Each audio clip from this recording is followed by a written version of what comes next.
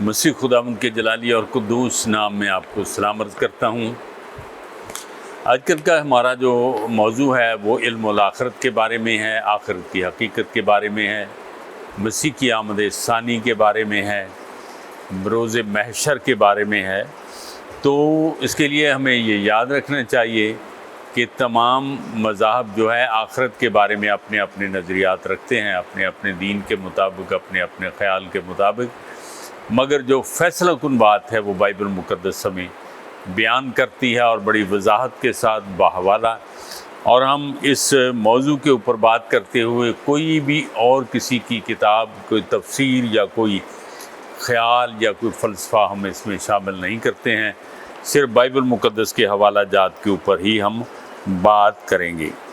تو گزشتہ ویڈیو میں ہم نے یہ جاننے کی کوشش کی ہے کہ جب کوئی مر جاتا ہے تو اس کے ساتھ کیا ہوتا ہے، نقطہ نمبر 1۔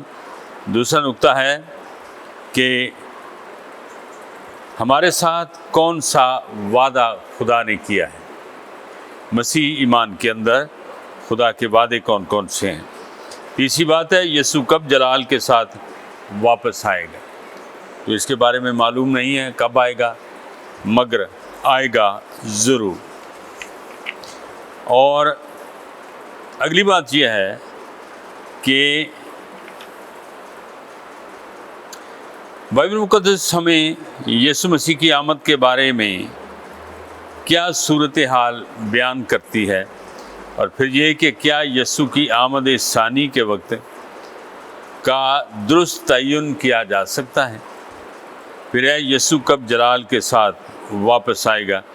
ان چند باتوں کے اوپر ہم نے گفتگو کی تھی، اور اس گفتگو کا ابھی سیر حاصل جواب ہم اس سیشن کے آخر میں دیں گے۔ تو یہاں پر ہم نے کچھ چیزوں میں اس کے حقائق کو سمجھنے کی کوشش کی تھی کہ یسوع ضرور آئے گا، اپنے جلال کے ساتھ آئے گا، عدالت کرے گا اور دنیا کا آخر ہو جائے گا، ابلیس اور اس کے لوگوں کو آگ اور گندک کی جھیل میں ڈال دے گا، اور اپنے مبارک اور مقدس لوگوں کو وہ اجر دے گا، اعزاز دے گا۔ تو آج کی ہماری جو گفتگو ہے اس میں 7ویں نمبر کا پوائنٹ جو ہے اس کو ذرا غور سے سنیے۔ میں آپ کے سامنے یہ پوائنٹ رکھتا ہوں۔ بائبل مقدس ہمیں مکاشفہ کی کتاب اس کے اندر جو بیان کرتی ہے اس کو ہم غور سے دیکھیں گے۔ متی کی انجیل میں بھی لکھا ہے، اور دوسرا پطرس اس کے 3 باب کی 10 آیت میں بھی لکھا ہے۔ اس طرح سے یوں ہے، مختصر بیان اس طرح سے کیا گیا ہے، اور فوراً ان دنوں کی مصیبت کے بعد سورج تاریک ہو جائے گا اور چاند اپنی روشنی نہ دے گا، اور ستارے آسمان سے گریں گے، اور آسمان کی قوتیں ہلائی جائیں گی۔ ایک بڑا بھونچال جو یوحنا عارف نے اس رویا میں دیکھا ہے مکاشفہ کی کتاب میں، اس رویا کی بات کرتے ہوئے وہ یوں فرماتے ہیں، ایک بڑا بھونچال آیا اور سورج کمبل کی مانند کالا، اور سارا چاند خون ہو گیا، اور آسمان کے ستارے اس طرح زمین پر گر پڑے جس طرح زور کی آندھی سے ہل کر انجیر کے درخت میں سے کچے پھل گرتے ہیں، اور آسمان اس طرح سر گیا جس طرح مکتوب لپیٹنے سے سرک جاتا ہے۔ مکتوب یعنی وہ جو لکھی ہوئی کتب تھی، یعنی سکرول سے، اس کو مکتوب کہتے ہیں۔ مکتوب لپیٹنے سے سرک جاتا ہے، اور ہر ایک پہاڑ اور ٹاپو اپنی جگہ سے ٹل گیا۔ لیکن خداوند کا دن چور کی مانند آ جائے گا۔ اس دن آسمان بڑے شور و غل کے ساتھ برباد ہو جائیں گے، اور اجرام فلک حرارت کی شدت سے پگھل جائیں گے، اور زمین اور اس پر کے کام جل جائیں گے۔ یہ 3 حوالہ جات آپ ان کو ضرور پڑھیے۔ یہ متی کی انجیل 24 باب، دوسرا پطرس اس کا 3 باب 10 آیت، اور پھر مکاشفہ کی کتاب میں یہ حوالہ جات لکھے ہوئے ہیں۔ روز محشر پوری کائنات اپنی موجودہ حالت میں نہ رہے گی، یعنی سورج کے تاریک ہو جانے سے چاند کی روشنی ختم ہو جائے گی، ستارے آسمان سے گرنا شروع ہو جائیں گے اور سیارے اپنے مدار سے ہل جائیں گے، یعنی تمام طبعی قوتیں جو خدا نے فطرت اور کائنات کے اندر رکھی ہیں، جن کے وسیلے سے وہ ساری قوتوں کو تھامے ہوئے ہے، وہ ختم ہو جائیں گی اور ہیبت ناک گرج کے ساتھ زمین صفحہ ہستی سے مٹ جائے گی۔ یوں روز محشر میں اپنی موجودہ حالت زمین کھو ڈالے گی، کائنات کھو ڈالے گی اور اس کا ماحول صفحہ ہستی سے مٹ جائے گا، اور بہت بڑی شدت کا بڑا بھونچال آئے گا، ہر پہاڑ ہموار کر دیا جائے گا اور جزیرے مٹا ڈالے جائیں گے، اور پھر آگ ہر ایک چیز کو جلا ڈالے گی۔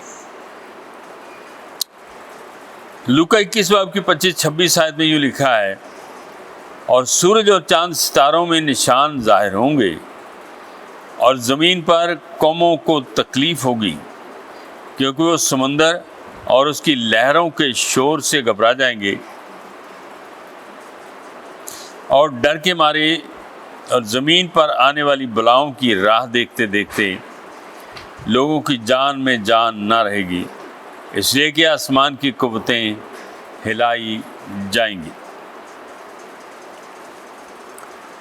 جب قومیں سمندروں اور بحیروں کو غضبناک ہوتے ہوئے دیکھیں گی تو پریشان ہوں گی اور ان پر دہشت چھا جائے گی، اور وہ خوف سے حیران ہوں گی کہ کیا ہونے والا ہے۔ اور وہ اس وقت ابن آدم کا نشان آسمان پر دکھائی دے گا، اور اس وقت زمین کی سب قومیں چھاتی پیٹیں گی، اور ابن آدم قدرت اور جلال کے ساتھ آسمان سے بادلوں پر آتے ہوئے دیکھیں گے۔ ابن آدم سے یا مراد خداوند یسوع مسیح ہے۔ جب ابن آدم اپنے جلال میں آئے گا اور سب فرشتے اس کے ساتھ آئیں گے، تب وہ اپنے جلال کے تخت پر بیٹھے گا۔ متی کی انجیل اس کا 24 باب 30 آیت اور 25 باب کی 31ویں آیت میں یوں لکھا ہے، تمام دنیا کے بادشاہ اور امیر اور فوجی سردار اور مالدار اور زورور اور تمام غلام اور آزاد پہاڑوں کے غاروں اور چٹانوں میں جا چھپیں گے، اور پہاڑوں اور چٹانوں سے کہیں گے کہ ہم پر گر پڑو اور ہمیں اس کی نظر سے جو تخت پر بیٹھا ہے اور برا کے غضب سے چھپا لو۔ یہ ان لوگوں کے بارے میں کہا ہے جو یسوع پر ایمان، برا کے اوپر ایمان نہیں رکھتے، کہ ان کے غضب کا روز عظیم آ پہنچا ہے، اب کون ٹھہر سکتا ہے۔ مکاشفہ 6 باب کی 16 اور 17 آئے۔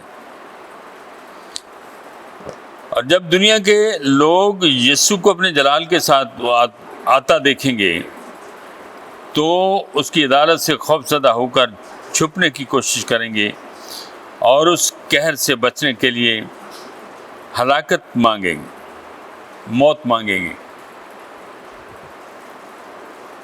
آگے ہم دیکھیں یوحنا 5 باب کی، بلکہ اعمال 24 باب کی 15 آیت، یوحنا 5 باب 40 آیت، اور پھر 28 29 آیت، اور مکاشفہ 1 باب 7 آیت۔ ہم اس میں وہ خاص باتیں دیکھیں گے جس کے وہ خود بھی منتظر ہیں کہ راست بازوں اور ناراستوں دونوں کی قیامت ہوگی۔ یہاں قیامت سے مراد ان کی عدالت کے لیے ان کو اٹھا کھڑا کیا جائے گا، زندہ کیا جائے گا۔ کیونکہ میرے باپ کی مرضی یہ ہے کہ جو کوئی بیٹے کو دیکھے اور اس پر ایمان لائے ہمیشہ کی زندگی پائے، اور میں یعنی یسوع کہہ رہا ہے میں اسے آخری دن پھر زندہ کروں گا۔ پھر یہاں لکھا ہے کہ اس سے تعجب نہ کرو، کیونکہ وہ وقت آتا ہے کہ جتنے قبروں میں ہیں ان کی آواز سن کر نکلیں گے، جنہوں نے نیکی کی ہے نیکی کی قیامت کے واسطے، اور جنہوں نے بدی کی ہے سزا کی قیامت کے واسطے۔ ایک بار پھر میں یہ کلیئر کرتا چلوں کہ قیامت سے مراد حشر نشر نہیں ہے، قیامت سے مراد ہے قائم کر دیا جانا یا مردوں کا زندہ ہونا۔ دیکھو وہ بادلوں کے ساتھ آنے والا ہے، اور ہر ایک آنکھ اسے دیکھے گی، اور جنہوں نے اسے چھیدا تھا وہ بھی دیکھیں گے، اور زمین پر کے سب قبیلے اس کے سبب سے چھاتی پیٹیں گے، بے شک آمین۔ اگلے حصے میں ہم یہ دیکھتے ہیں کہ جب یسوع روز محشر اپنے جلال میں اپنے جی اٹھنے کی قدرت کے حکم کے ساتھ لوٹے گا تو وہ ایک ہی وقت میں سب مردوں کو زندہ کرے گا، یعنی ایمانداروں اور غیر ایمانداروں کو دونوں کو۔ یاد رہے کہ مردوں کا جی اٹھنا ایک بار ہی ہوگا، تاکہ دوبارہ، جیسا کہ کچھ لوگ تعلیم دیتے یا سکھاتے ہیں، یوم محشر جی اٹھنے والے سب لوگ ان سب کے ساتھ جو زندہ ہوں گے یسوع کو اپنے جلال میں دیکھیں گے، حتیٰ کہ وہ سپاہی بھی جنہوں نے اسے مصلوب کیا یا چھیدا تھا۔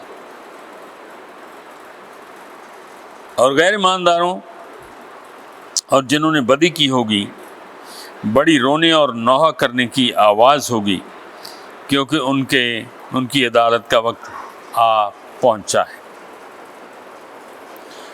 آگے کچھ یوں لکھا ہے، اور سب قومیں اس کے سامنے جمع ہو جائیں گی، اور وہ ایک کو دوسرے سے جدا کرے گا، جیسے چرواہا بھیڑوں کو بکریوں سے جدا کرتا ہے، اور بھیڑوں کو دانے اور بکریوں کو بائیں کھڑا کرے گا۔ دنیا کے آخر میں ایسا ہی ہوگا، فرشتے نکلیں گے،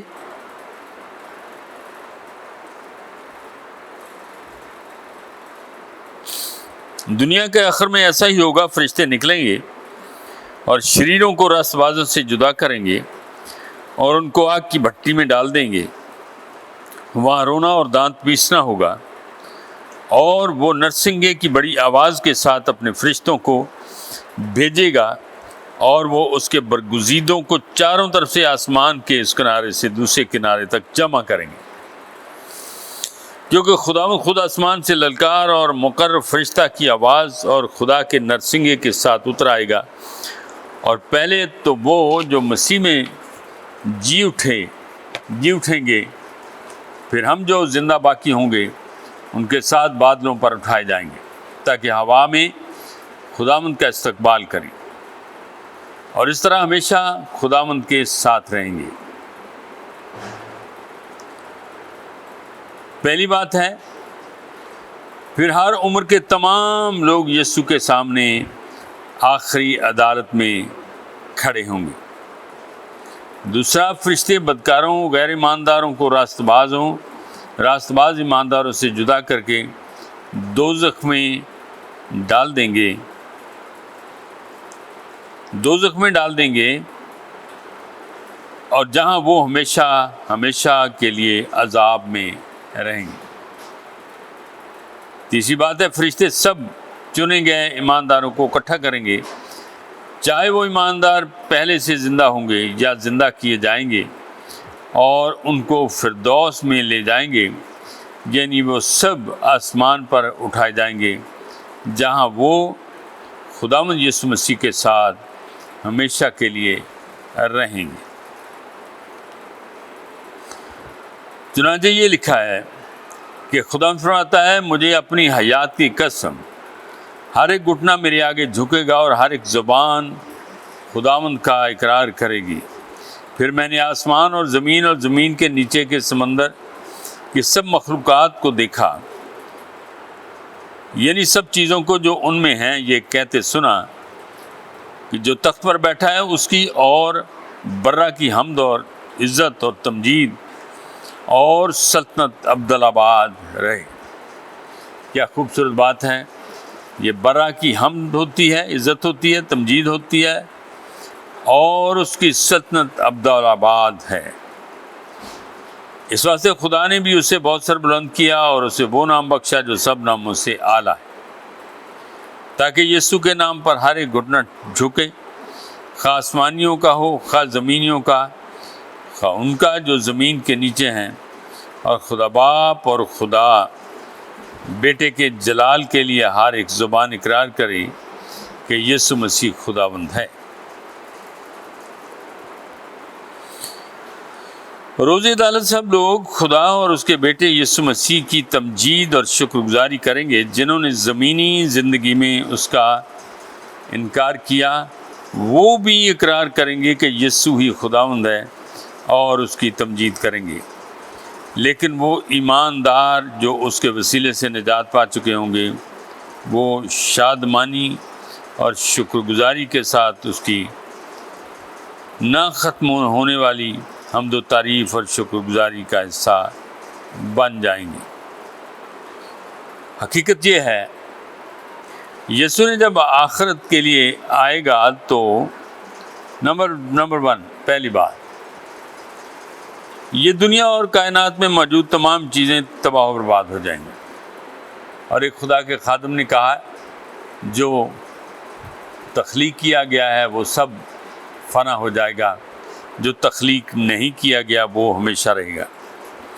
دنیا کے سب لوگ دہشت سے خوفزدہ ہو کر سوچیں گے کہ کیا واقع ہونے والا ہے. دنیا کے سب لوگ یسوع کو پاک فرشتوں کے ساتھ بادلوں پر آتا دیکھیں گے. سب مردے یعنی غیر ایماندار اور ایماندار ایک ہی وقت میں یسوع کو زندہ کرنے کی قدرت کے حکم کے ساتھ جی اٹھیں گے اور اسے جلال میں دیکھیں گے. سب لوگ یسوع کے سامنے آخری عدالت کے لیے کھڑے ہوں گے. فرشتے غیر ایمانداروں کو دوزخ میں ڈالیں گے اور ایمانداروں کو آسمان پر لے جائیں گے. 7ویں بات ہے، تمام لوگ یعنی ایماندار اور غیر ایماندار اس کی تمجید کرتے ہوئے یسوع کے خداوند ہونے کا اقرار کریں گے. آج کی ہماری گفتگو یہاں ختم ہوتی ہے. خداوند آپ کو برکت دے. ابھی آگے اور بھی پوائنٹس ہیں، ہم ان کے اوپر آگے چل کے غور و خوض کریں گے. خداوند آپ سب کو برکت دے. آج کی گفتگو یہاں ختم کرتے ہیں. اگلے ایپیسوڈ میں ہم اس کو فیصلہ کن کر دیں گے. خداوند آپ کو برکت دے.